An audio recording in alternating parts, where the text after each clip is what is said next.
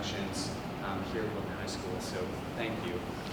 Some months ago, the Board of Education started a new program that they call Salute to Excellence, and it's just a way for this board and the community to recognize really high-quality, exemplary programs that occur here in the district. And so, you all and our theater program are our May Salute to Excellence. So thank you, Marty, thank you.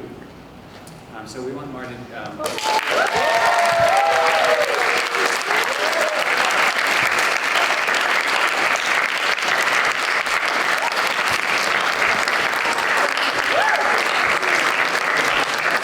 also know that at the end of the school year, Marty is retiring after many fabulous years of service. So thank you. We have a very small token that doesn't come close to acknowledging the great work that you've done, that you and John and your entire family have done in support of our students and this theater program. But we wanted to just recognize you with a very simple token to say thank you.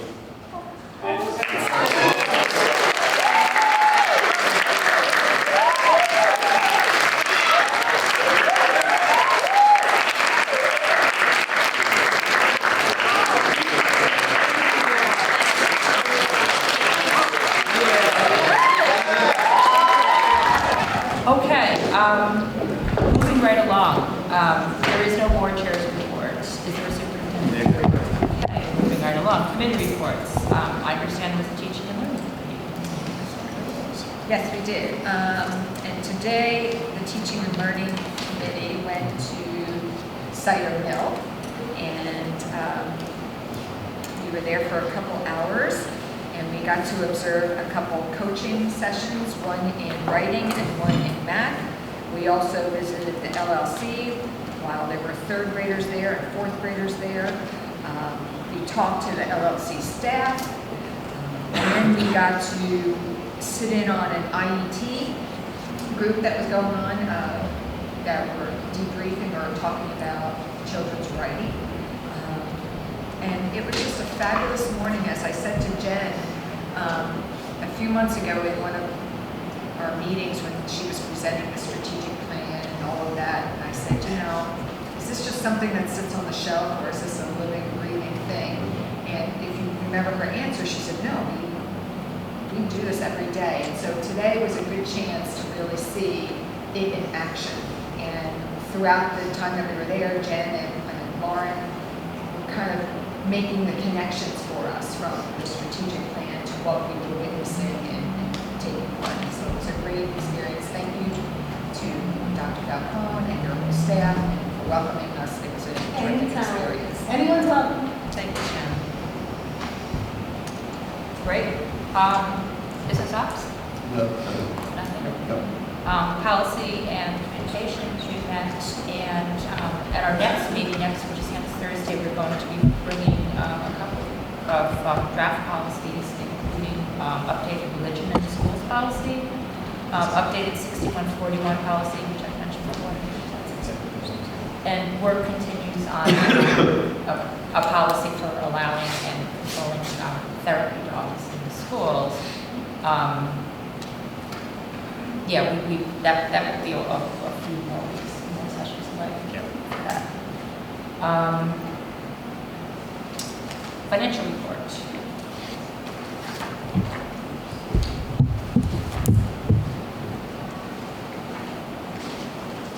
So as you can see, we've gone through additional lines to see where we have some savings to offset certain expenditures that we have. As I mentioned before, these expenditures are the items that we pulled in when we have a budget cut. So we froze the budget in this year and pulled in. So we have the savings. There could be a little bit more. We're not sure yet until we get to it. There's some items we can't get that until the very end of school.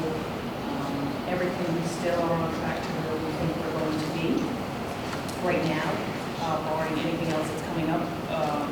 Business office staff has reached out to the different schools to say, freeze what you really need right now through the end of the year to make sure you have all the supplies and everything that you need. All those lists came in, they have been addressed, and like the Everybody's getting what they need for this year to make sure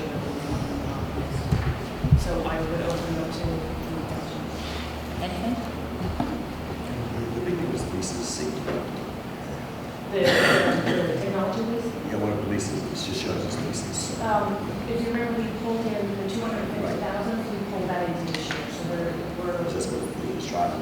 Yeah, what I wanted to show, because I could technically show everything coming to budget, because I would be doing the transfer, so I want you to see first where the savings are coming, where the expenditures that we had said we're gonna pull in, and then after I do the report, then I'll do those adjustments to make sure that everything's covered because of the other things like that. But I wanted to show where things are showing up to be able to give you that sense of what. So that was really by the way. Yes, All right. Other than that, we're on track. yes, yes, yes. First of all, thank you for the notes that you put in front of it. That's a big help, so thanks for starting that. And then my only question is, just, can you speak a little bit more about tuitions in ECR? Tuitions in regards to the excess, which line, sorry, Yeah, oh, sorry, let me find it again. or which page? Is that 5630? Yes, So this is the private school tuitions and the ECR, is that anticipated ECR? That's Not quite sure. anticipated. Okay. I've grossed it up because we're waiting for the second payment.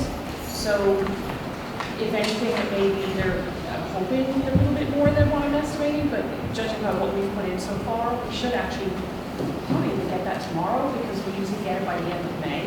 I checked the bank today, it hasn't come in from the state, so that second payment we're waiting on. So I've estimated at the 1.4.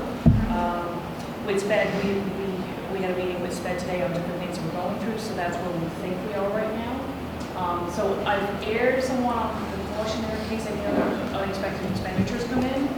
But like I said, there's other line items that I think there might be 10,000 here or 5,000 here that I'm not pulling in as savings yet. Things like substitutes. We still have. It's going to go. So I could have a savings in there. If this goes over, that's why I'm pulling it right now. Okay, just to ask one more question about that. I worry just a little bit in that what we budgeted for tuition and what is actual, or what's looking like it's coming in at. Yep.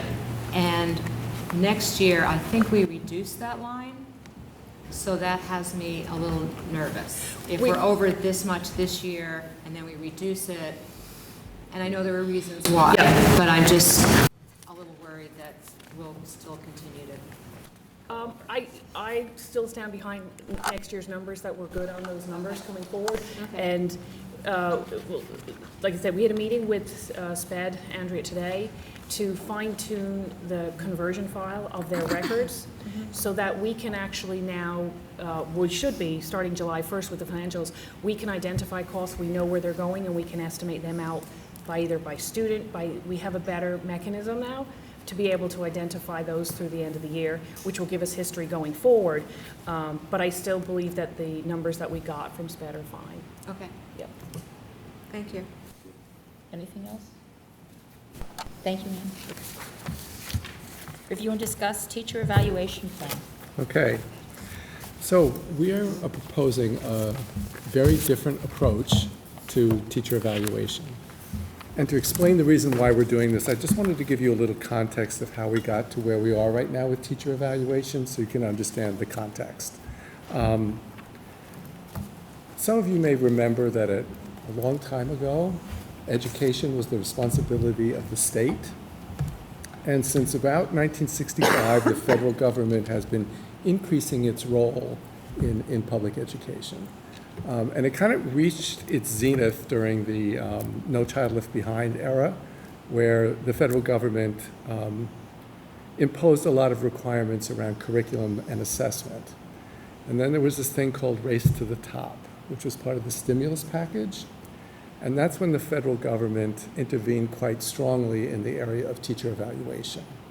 And they imposed a lot of requirements around teacher evaluation. One of those requirements turned out to be very problematic, and that was around the use of test scores in teacher evaluation. So teachers are expected to set goals for student learning across a year, primarily using standardized tests for those areas where the state tests, and then teachers are rated on their accomplishment of those goals, and that is folded up into their overall rating. And that's problematic for a number of reasons. First and foremost, I would point out that there is research that shows that when teachers set goals, student achievement improves, which is kind of a duh, right? You would expect that if teachers set goals, students would improve. The problem is that that research preceded the legislation. So I guess my point would be the research was not conducted with teachers being evaluated on their achievement of that goal. And I would argue that what ends up happening when you do goal setting in the context of a high-stakes evaluation, what teachers are probably doing is lowballing those goals. And that's why much of the research since this has been implemented is not showing an increase in achievement. There's also good reason to doubt whether standardized test scores are a good measure of student growth. The fact of the matter is that it's a complex issue, and to use standardized tests in an appropriate way for this purpose would require a level of sophistication around psychometric theory and method that I just don't believe teachers and administrators possess. Furthermore, I think that the federal government made a very bad decision in deciding to roll out a new teacher evaluation plan at the same time they were rolling out Common Core state standards, which put teachers in a position where they were trying to adjust instruction around new expectations for student learning, while at the same time being held to greater accountability for the outcomes and using new measures of student learning. It was really a recipe for disaster and ended up becoming what I think is probably the most controversial issue in public education right now, maybe next to charter schools. The bottom line is that teachers don't see the connection between test scores and what they need to do to improve their practice, because test scores don't tell you how to improve practice. So if you fast forward a little bit to 2015, a new law was enacted called Every Student Success. Yes. Used to be No Child Left Behind, now it's Every Student Will Succeed. And that took away most of the requirements. It rolled it back and pretty much left it to the states to decide what they're going to do around curriculum assessment and teacher evaluation. And in fact, many states have now opted to take advantage of some of the flexibility in ESSA. New York and Florida have completely eliminated test scores from teacher evaluation. Michigan has reduced the weight from 45% to 25%. New Jersey went all the way down to 5%. And Massachusetts has split the rating, so teachers get two ratings, one around student outcomes and one around practice, and they're not put together for an overall rating. Unfortunately, our state, Connecticut, has decided not to take advantage of any of the flexibility options in ESSA. And I think there are a number of reasons for that, and it would take a long time to go into that here. But what they did leave in place was a requirement that each local district have a committee that is in charge of developing and implementing the teacher evaluation program in that district. Now, that has to be in line with the requirements of the state, which is in line with the federal requirements. That committee in Wilton is called PEAL. It's the Professional Evaluation and Learning Committee, and it's made up of teachers, administrators, and representatives of the Wilton Educational Association. That committee has felt for quite some time that the state plan undermines our efforts to promote student and teacher growth, and they think that there's a better way. They are particularly persuaded by much of the research around professional learning, peer collaboration, and student feedback. And so back in 2017-18, we offered teachers a second option. Everybody still had to participate in the regular teacher evaluation plan, but there was an option to participate also in the second plan where their ratings were calculated based upon those three areas: personalized professional learning, peer collaboration, and student feedback, as well as observations of practice by teachers.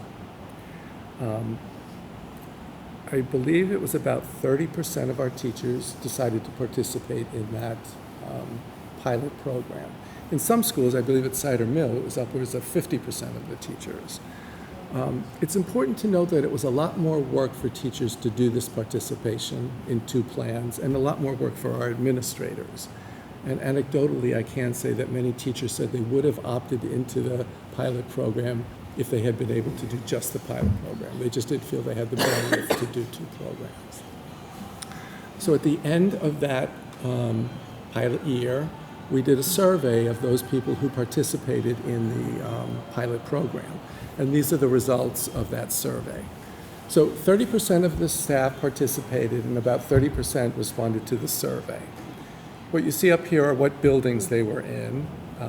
That basically reflects the number of people who participated in the, roughly corresponds to the number of people who participated in each school. The bottom, could you scroll down just a little bit, Lucille? Are their positions.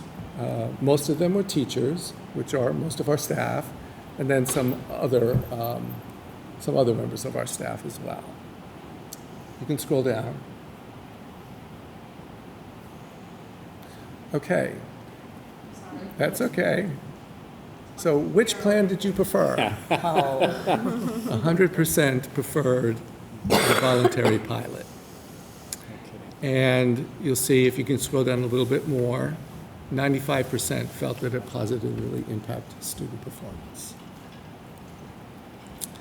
And then finally, what components of the plan did they find to be most beneficial? You can see peer collaboration, working with their peers, was number 1.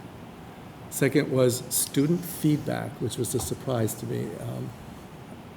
I think at first teachers were a little nervous about getting feedback from students about their teaching, but it turns out they found it to be at least the second most valuable component. And then personalized professional learning.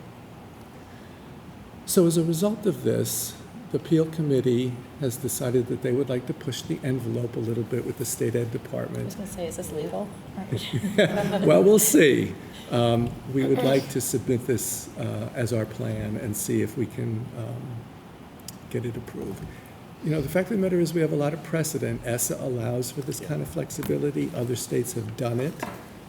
I think we can make a very good argument for doing this. That's fabulous. So, It's good for kids, it's good for Yeah. teachers. We Yeah. wanted for a long What time. can the state do to us? that's a good question. I mean, if they haven't what we want to do in Wilson, Connecticut, what can the state do to us? Well, they can withhold whatever They can do a funding we lot. currently get, so. They could. I don't know yes. that they would. No, but- right. I mean, to answer the question, they could. They But can, we can get approval from the state to.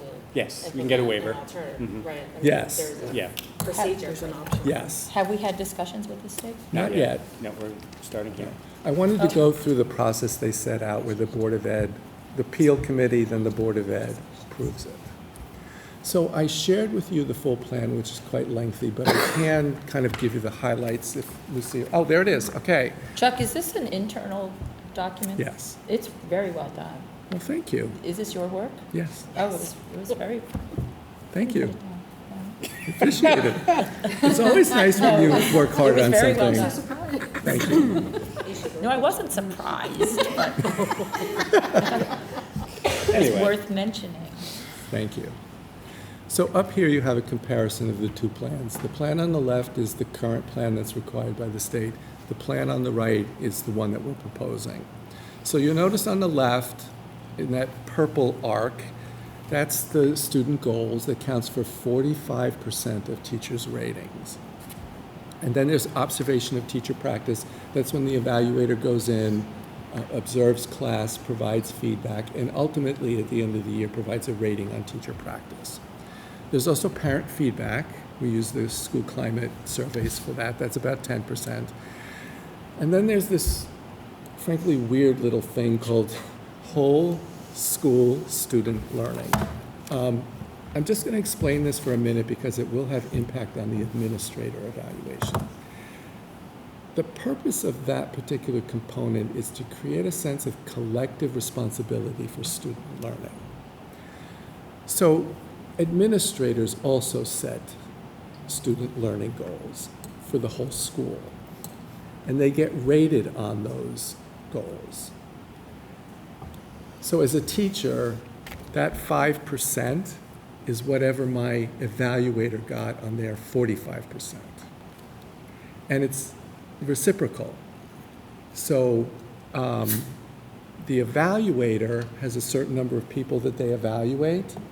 We aggregate an average across all of those teachers, and that becomes 5% of what the administrator gets. I personally think it's a rather convoluted and unnecessary component, but it's important when we move on to the administrator evaluation. On the right is what we're planning. We've taken student growth and development and put that in the center. We will not be rating teachers on the accomplishment of those goals. The other components are, we've left professional practice at 40%, peer collaboration is 30%, personalized professional learning is 20%, and student feedback is 10%. And that would be what would constitute their ratings. We've kept the goal setting in there. Teachers will set goals, but we will not be rating them on the accomplishment of those goals. It will provide us with the opportunity to see whether or not what individual teachers have done around professional learning, student feedback, and peer collaboration, what effect that has on student learning, but we're not going to penalize teachers if at first they don't succeed. If you could scroll down. How are you going to collect student feedback? Through surveys and focus groups, depending. Even down at like I'm sorry? even at kindergarten, first grade level? Those will be more focus groups, not surveys. The other major difference here is the goals that we're actually asking the teachers to set. So on the left-hand side on the state plan, you'll see they have 2 academic content goals based on standardized measures rated on a 4-point scale that's factored into the overall rating. What we're proposing to do is to have 1 academic content goal based on local standardized measures and 1 vision of the graduate goal using district rubrics. Those will not be rated and they will not be factored into the overall rating. I felt very strongly that all the work we're doing around long-range planning and our vision of what 21st century learning looks like, that this would be a good opportunity for teachers to start thinking about how we can teach and assess those skills. If you read the plan, you'll notice that we're strongly encouraged for teachers to work in teams on this. It's new, but I think if they work collaboratively on it, it should work out.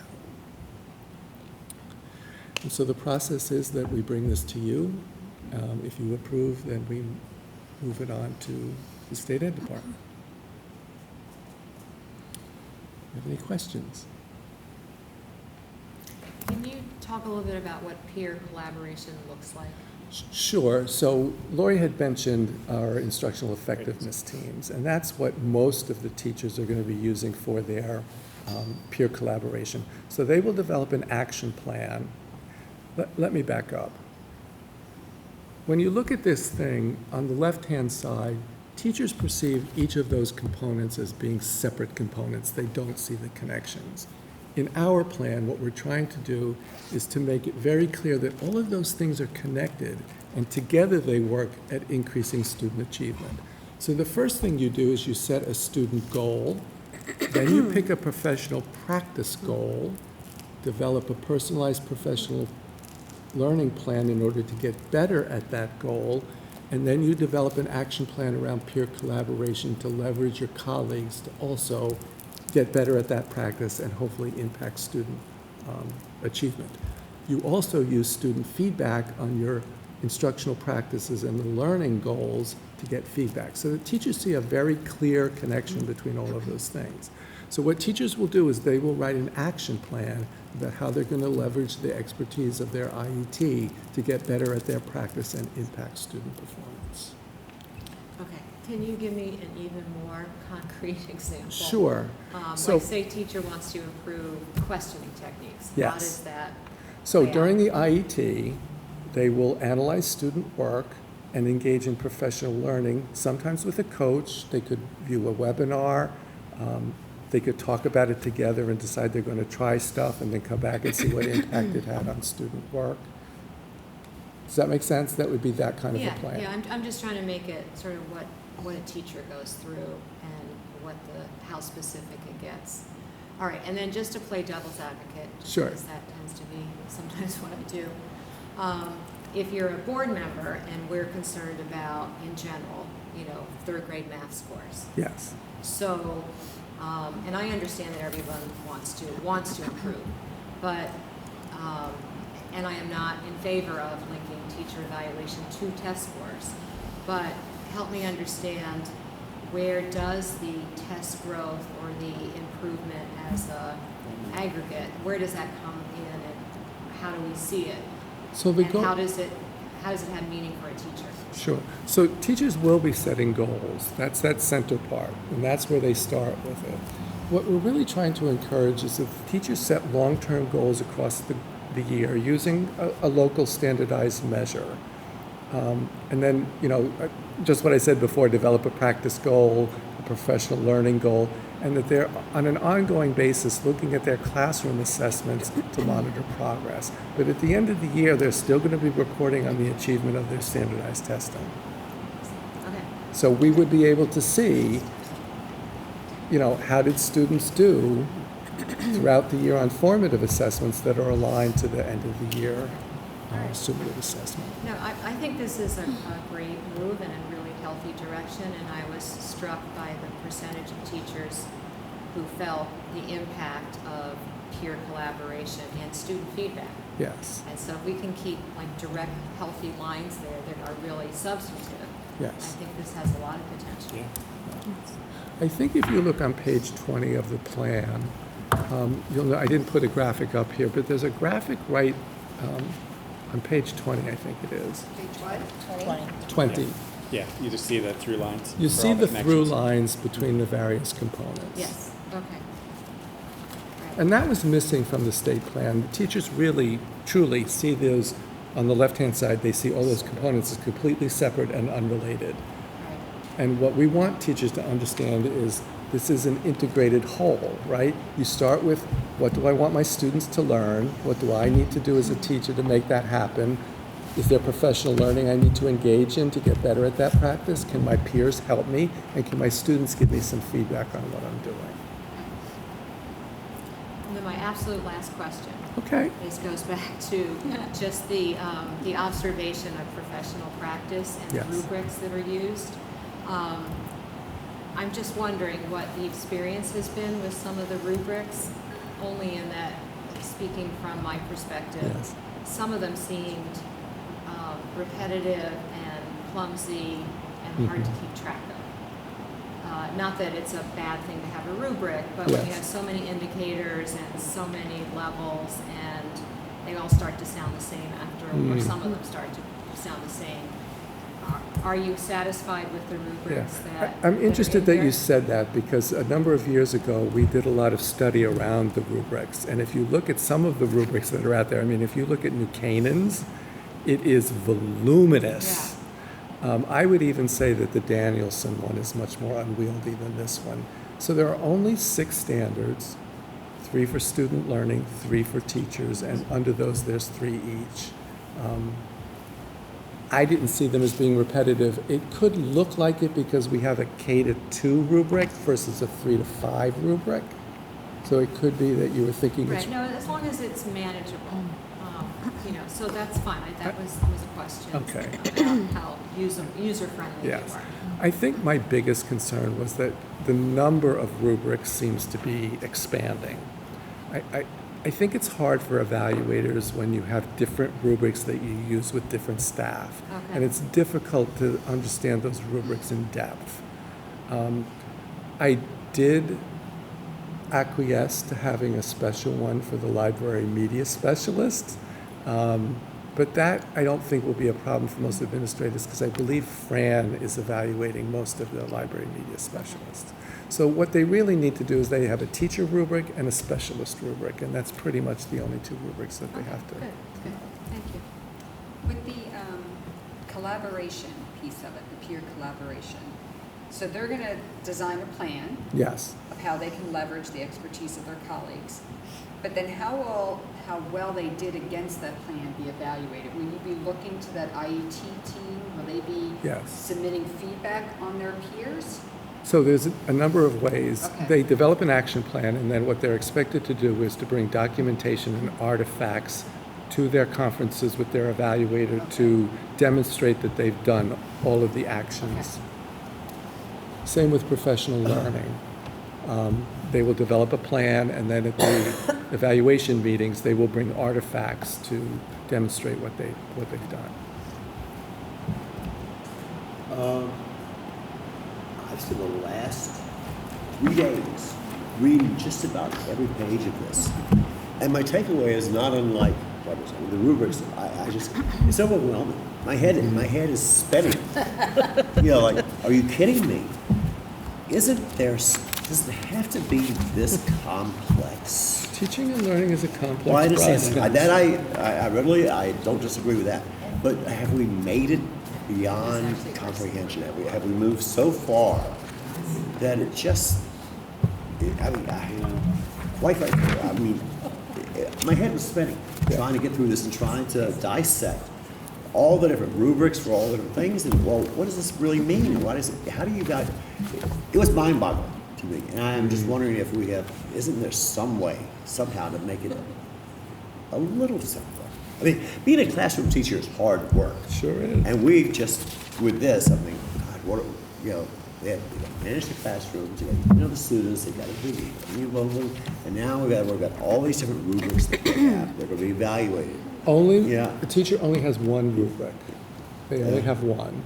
And I have to be honest with you, when you look at some of the other rubrics, this is vastly simpler than most. I'm going to Really? weigh in here because I've spent 10 years, on teacher evaluation, studying rubrics, and I've said to Chuck repeatedly, for my money, these rubrics that are Wilton developed by him, by Peel, are the best. If you read through the exemplary category, first of all, the logic guiding the structure of the rubrics Right. really makes sense in terms of differentiating teaching standards and learning standards. And novices to the practice can conflate those two very easily. But I think most importantly, if you read through the descriptors in the exemplary category, they describe research-based best practice, and those I think are really important for us because for many they represent a push toward what the ideal is in high-level instructional practice. So I get it. I think it sounds big. I think the bigger challenge is actually gathering enough evidence to accurately rate using this scale because it is so complex. So you agree it is complex? I mean, it is. Well, we lived it. It's just very Teaching has always been complex, Yeah. and what we're asking, you've talked around this table about, the ways in which our teachers, our Wilton teachers, are exemplary, and I would tell you it's because they exhibit so many of these characteristics in their practice. Well, the only thing that really gives me comfort here is the committee, and that gives me some comfort that everybody has ownership of this document, and everybody has, I'm assuming, signed on. It's a big committee and a lot of different constituencies there that have put this together. But I was just blown away. I mean, are you kidding? Okay. All right. So one of the things that might help you to understand is that what we do is every 4 years, a tenured teacher goes through an in-depth evaluation where we look at all of the indicators. After that in-depth evaluation is done, for the next 3 years, all we're focusing on is one of the indicators to give teachers an opportunity to improve, as long as they're generally within the accomplished range. So it's not as overwhelming as it sounds. Just every 4 years, you do a unit of instruction. It is pretty intensive. We discuss all of the various indicators. But then moving forward, you pick one area, 1 or 2 areas that you're going to work on for the next 3 years, and that's really the only focus of your observations. Look, I leave it to you, and I just, and from my perspective, if the state doesn't require it, let's make sure we're doing it for the right reasons. And even if the state does require it, do we really have to do it? for whatever reasons. So it used to be that we didn't have rubrics, and every evaluator that went into the classroom gave different feedback, and teachers were very confused. Yeah. No, So I can see that. I can it's understand just that, like yeah. kids. If we want them to understand what good teaching looks like, it's really important that we be really clear about And what that consistent. is. Okay. Good. Anything else? Can I just mention the administrator evaluation? Sure. You have a copy of it. It's very minor changes, and it's precipitated because if we change the teacher evaluation, I won't be able to do that whole school learning because we're not rating teachers on their goals. So the only change I made on the administrator evaluation is that that whole school learning will not be based upon teachers' SLOs. It will be based on their total ratings. Okay. Does that make Does sense? that make sense to everyone?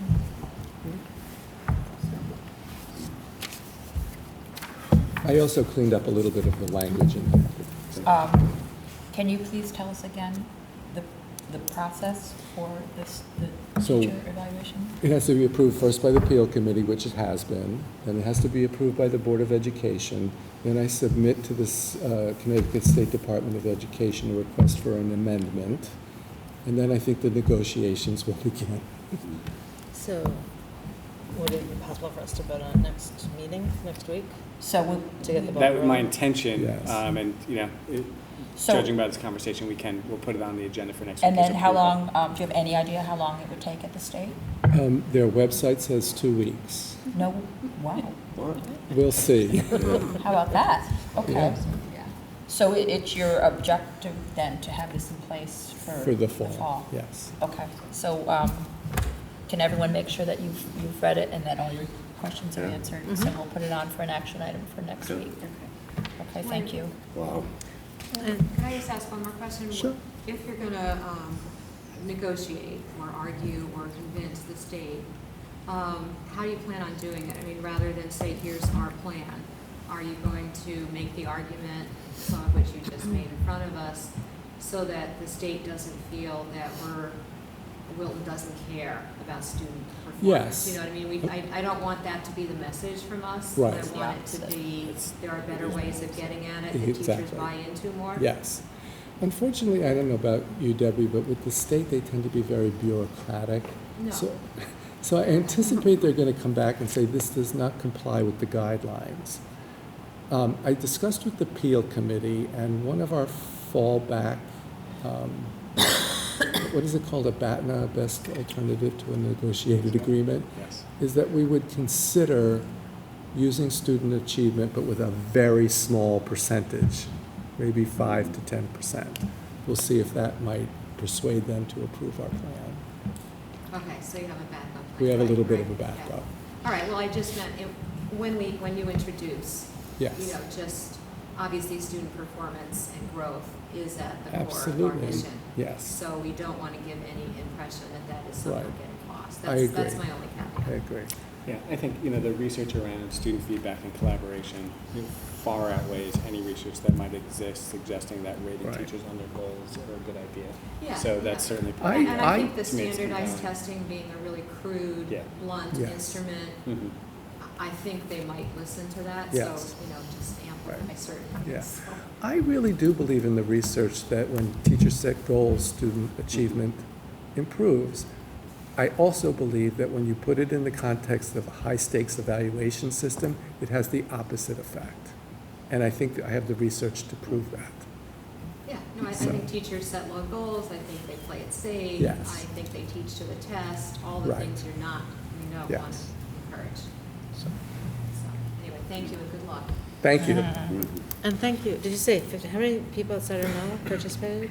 50%. 50%, thank you, Jen, for all that extra work that went on Yes. outside of now. Yeah.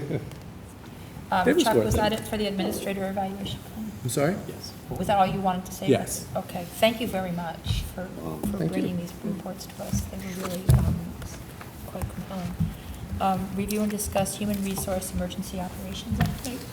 Good evening. I'll invite Brian up here. I'm pleased to present on the human resources accomplishments for the year. And before I begin, I want to be sure to acknowledge Erica Cross and Tracy DeAngelis, who support me in this department, and who have had a hand in many of the initiatives that I'm going to highlight tonight. I'm also joined by Brian Jacobs, social studies teacher, girls softball coach extraordinaire, and also the emergency operations instructional leader who will be presenting at the end of my presentation tonight. So as we begin, I've included the essential questions that I developed in alignment with the strategic plan earlier this year. These questions helped guide my thinking as I formulated 5 goals for the year. And while the goals are in no particular order of importance, I did number them for the purpose of this presentation. At the end of the presentation, I will cover some accomplishments that don't necessarily align with these goals, but do fall under the general administration part of my title. So to begin with goal 1, we focused on expanding our substitute teacher training. Our primary goal, after ensuring the health and safety of our students, is to provide a quality educational experience even when the teacher isn't present. So to that end, I surveyed teachers and substitutes for feedback on what training topics would be helpful. And as a result, we expanded our annual substitute teacher training to include modules on proactive classroom management and hands-on smartboards. In addition to that, we've always done DCF mandated reporter training and bullying training. This year, we expanded to include darkness to light childhood sexual abuse training, which is not a light topic, but it's something that the district committed to expanding its audience on. So now anyone who works with children here in our schools has that training to be sure that there's that consistency. We have plans to enhance the training further in the future by inviting our coaches to provide information on the workshop model and math instruction. And in addition, we'd like to invite our special educators in to share strategies for working with students with complex needs, because we know that those strategies benefit not only special education students, but really all students. Moving on to goal 2, we focused on expanding new teacher support. After surveying and conducting focus groups with year 1 and 2 teachers and their mentors, we established a monthly meeting calendar for new teachers and administrators. These meetings have set topics throughout the year, things like open house, report cards, parent-teacher conferences, and the expectations around them. And the meeting calendar has created more consistency in the types of supports that we're providing for teachers across the district. Another recommendation that we implemented was to assign teachers who are new to Wilton but are not new to the profession informal mentors. They recognize that brand new teachers go through a formal induction process called the TEAM program through the state of Connecticut, and they're assigned formal mentors. People who have 5 or 10 years in the profession but are new here said, hey, we still really need mentors to help orient us to the district and the building, and so we've gone ahead and assigned them informal mentors in the buildings. In addition, Chuck Smith and I visited the schools earlier this year to meet with new teachers to orient them to the teacher evaluation plan that we just heard about, because it can be complex and overwhelming, and we wanted to be sure to provide personalized support for those teachers. I have a handout for goal 3.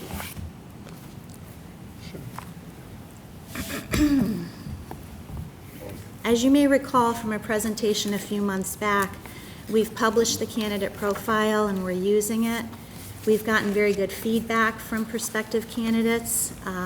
Our next level of work was to establish new hiring protocols, write new application questions, develop interview and demonstration lesson rating forms, all aligned with the candidate profile. And these documents reflect that work. That's brand new. Oh, did you get an extra? I think you got an extra packet underneath. I got an extra, I got something about the. That's for later. Great. Okay. These are extra. So these documents are in place, and they just reflect a more thorough, comprehensive, and standardized process from start to finish across the district. And lastly, we adopted a new online application tool a few months ago. Talented Hire is not only more user-friendly for prospective teachers and applicants for other positions, it also automatically creates an employee file and employee records once an applicant is hired. So information from the application that would have been entered manually is now automatically moved from Talent Ed Hire into Talent Ed Records. So that creates a much more efficient process that's less prone to human error. And it sounds like something small, but we've actually been very, very excited about it. We move on to Goal 4. This is really tied into Goal 3 because of its focus on recruiting the top applicants. And as you know, this year's new teachers reflect the top 3% of the applicant pool. We're very proud of that.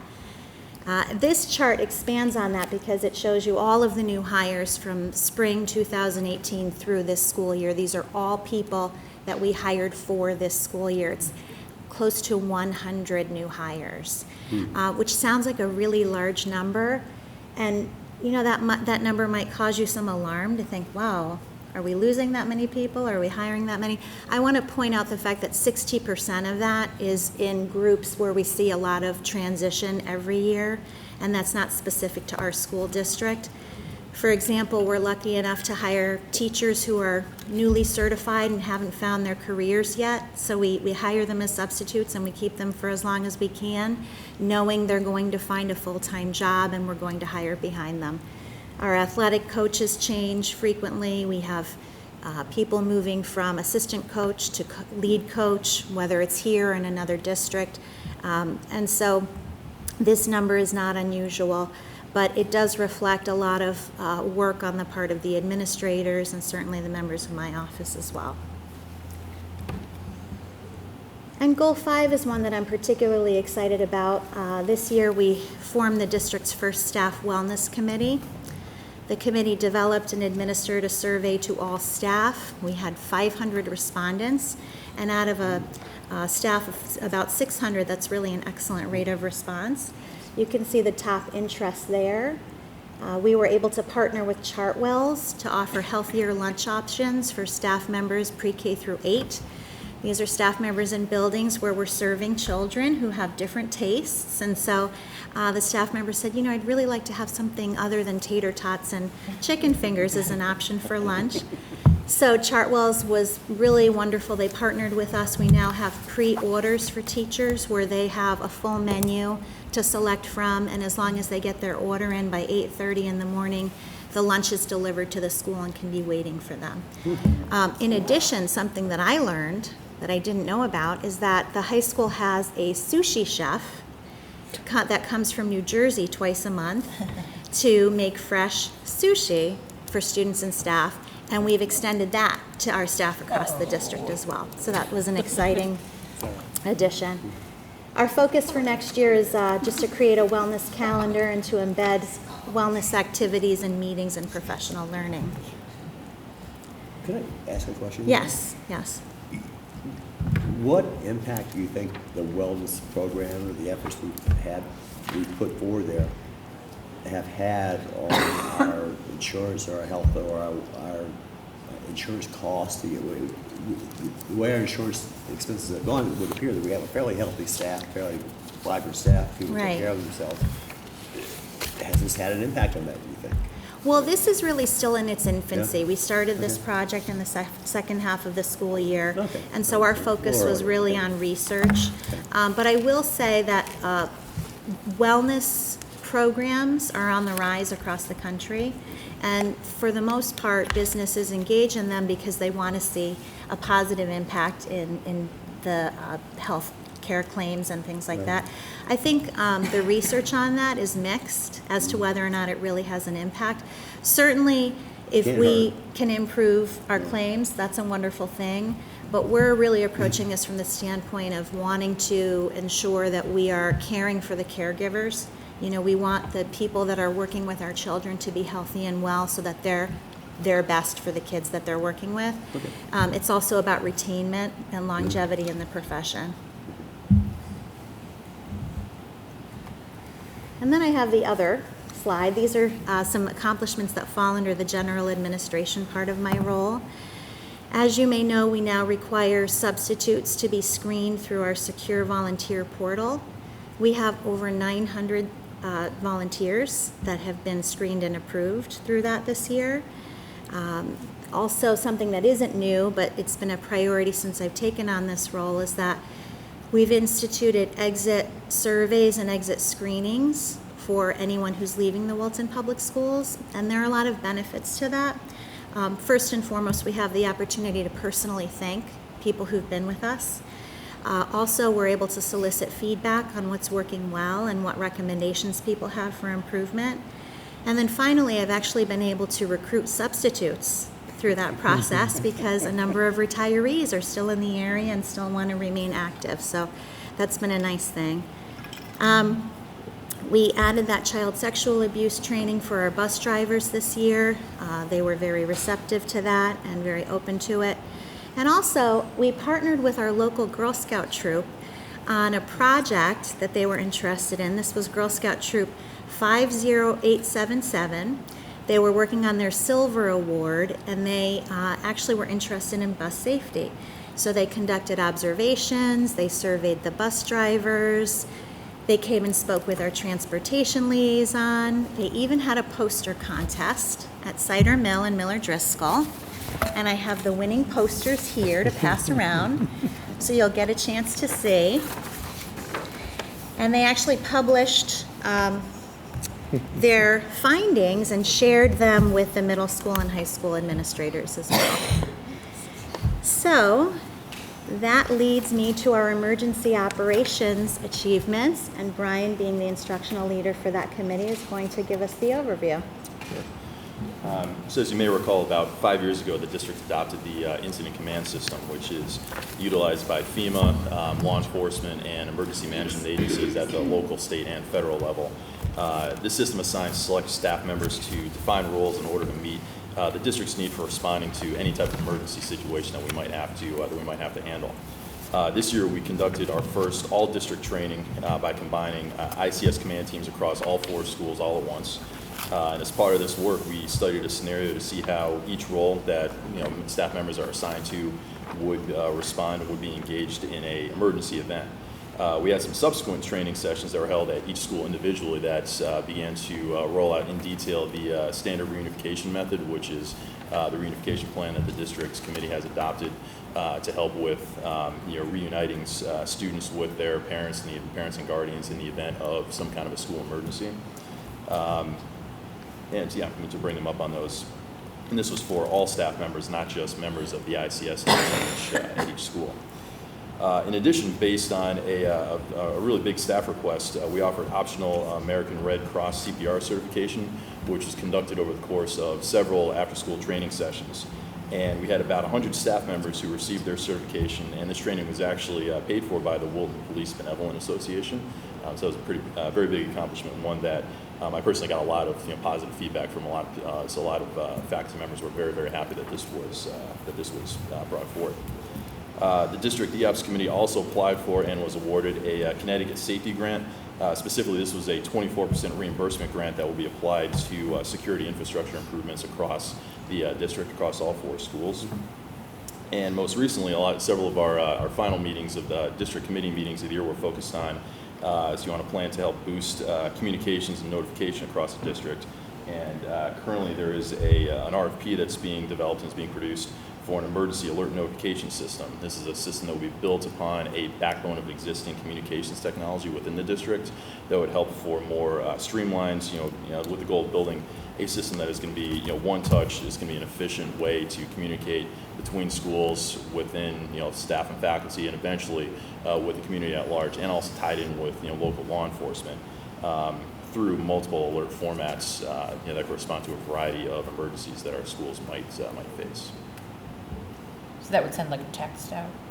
That's one of the, there's multiple formats. That's one of the things that we're going to be looking to build into that. Yeah, it's both communications within a school, within a faculty, across a district, between the district and Wilton Police, Wilton Fire, and also eventually tie in with communications to parents, to the community at large in the event of an emergency.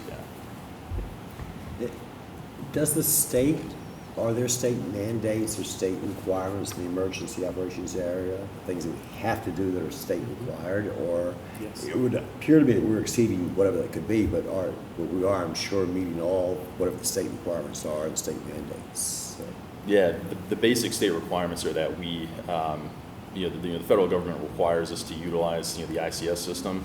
That's going back to that, to about 5 years ago, they started implementing that. So a lot of the work that we've been doing, especially the last few years, has been kind of above and beyond that. It's, the routine, or the, I call it routine, it's really not, but the plan that we update for the district every year that's submitted to the state every November, that is, that document is sort of basically the requirement that we have to fulfill.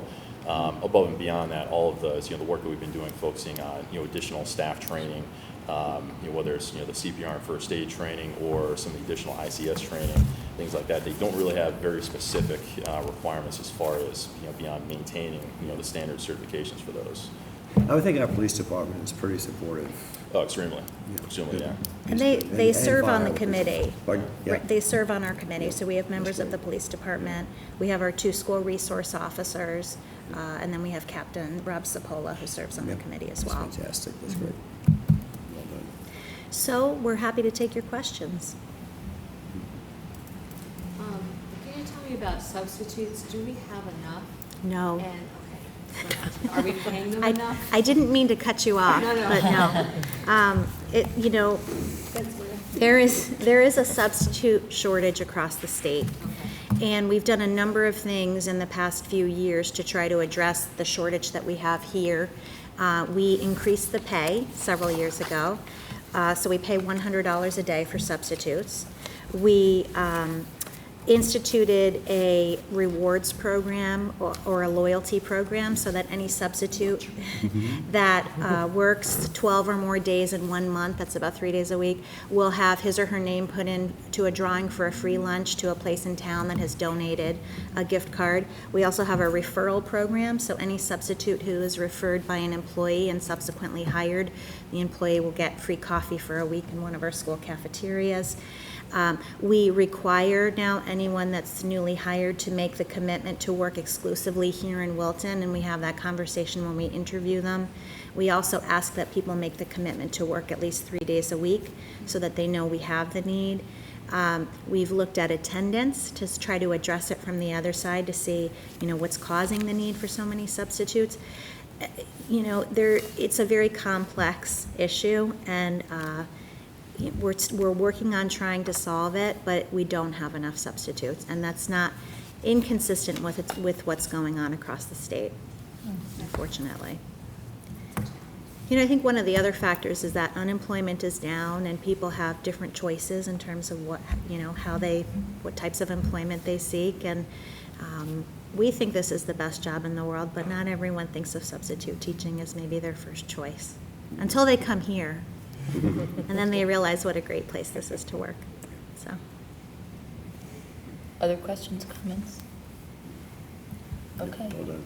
Thank you very much. okay, thank you. I also want to acknowledge, I told Brian, typically we have a whole presentation on emergency operations, but we combined them, and I said, it's just one slide. Are you sure you want to come tonight? And he insisted that he wanted to be here. So It reflects his commitment. behind this, and I know that there's so much that we'd love to ask you that we can't really talk about. Yeah. But suffice to say, as I have attended security task force meetings, and it's just amazing, the good hands and the good thought that has gone into the plans that you guys have put in place. I just want to echo Maria's thanks. It would be hard to overstate Brian's importance to the work. Yeah. He has been absolutely integral over the last 3, 4, 5 years, and certainly in the last 3 years is really leading the work across the district about bringing our schools together, really unifying our procedures and practices. The fact that we are talking about reunification, I mean, that's the above and beyond part. I mean, it's just so far beyond what so many other school districts are dealing with. So we're really, I think, at a point of high sophistication as a result of Brian's leadership. So thank you. Thank you very much. Thank you. Thank you. Okay, moving on to action items. Wilton Public Schools continuing education account surplus expenditures. Great, so I'm asking this evening for a motion to approve this document and for the board to designate, in general terms, these amounts for these categories. I would add one amendment. I apologize, I should have updated this, but after I had published this document to you at the end of April, Dolores had come forward with an additional proposal to add a gym divider at Millard Driscoll. So that category is really about $100,000 for both the cider mill replacement and a new divider at Millard Driscoll. And so your approval really is just kind of going on the record that we reviewed this Yeah. and you support these expenditures. We've been engaged with auditors looking at our processes, and so this is just one other step that we're taking to just make sure that we're tightened up and communication is clear and we're crossing all of our T's and dotting our I's. Is there a motion? So moved. Second? I'll say. Any discussion? Just a question about like the culinary rooms. Are we pretty confident that that's going to do it? Yeah, I think so. With the, we were supposed to get final numbers last week for Middlebrook, and they just didn't come in yet. But when I last spoke with Jose, he felt very confident about that number. The $400,000 for the high school, that's really for the physical plant, and because of the size of that number, and that's a different process, we'll come back to the board, probably with the Business Operations Committee first, and we'll vet the whole proposal. Oh, okay, all right. So you'll see a lot more about that one in particular. Yeah, the detail, we'll see those details. of the Oh, yeah, 400, yeah, that's yeah, okay. yeah. The other, like the Middlebrook, it's different because that, we're running gas lines, we're adding ranges, so it's not quite the same scope of work. And when will much of this work be done? The exterior basketball hoops, that can be done this summer. The Middlebrook culinary room, that can be done this summer. The high school culinary room, that'll be, probably no sooner than next year. Same with the high school library learning commons. We have plans to purchase some furniture for the Middlebrook Learning Commons if you approve this for this summer, but the other work will take place a year out. Painting will be ongoing. The padded panels would probably be this year as well, because that's a small project. Any other questions, comments? All in favor? Aye. Any opposed? Great, that's approved. Thank you. That concludes our action items. Is there anyone from the public who'd like to come forward and offer any comments? Seeing no one, our next meeting will be next Thursday 6th, at 7 o'clock. There'll be an executive session at 6 o'clock. We'll be back upstairs from the professional library. Is there a motion to adjourn? Oh, Glenn, you said we don't have to have a motion to adjourn? You can adjourn it. We're adjourned. We're done.